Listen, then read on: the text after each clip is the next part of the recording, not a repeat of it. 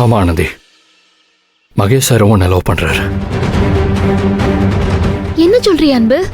ஆமா ஆனந்தி, மகேஷ் சார் உன்னை சின்சியரா லவ் பண்ணிட்டு இருக்காரு.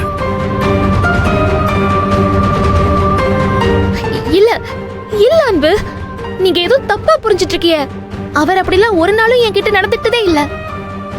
அவர் என்கிட்ட பாசமா இருப்பாரு, அக்கறையே எல்லாத்தையும் செய்வாரு.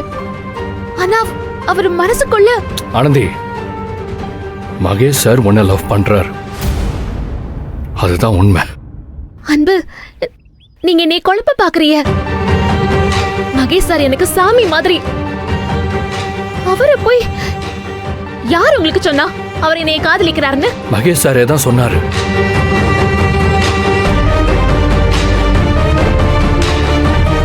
சுயம்பலிங்கத்தோட ஆளுங்கள்ட்ட இருந்து உன்னை காப்பாத்தி தூக்கிட்டு வந்துட்டு இருக்கும்போது தான் மகேஷ் சார் உன்னை காதலிக்கிற விஷயத்த என்கிட்ட சொன்னார்.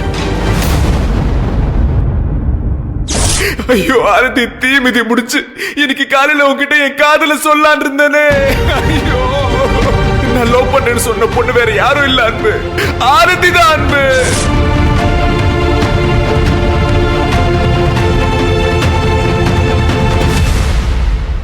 அதை கேட்ட அந்த நிமிஷத்துல இருந்து உன்னை என்னோட ஆனந்தியா என்னால பார்க்கவே முடியல.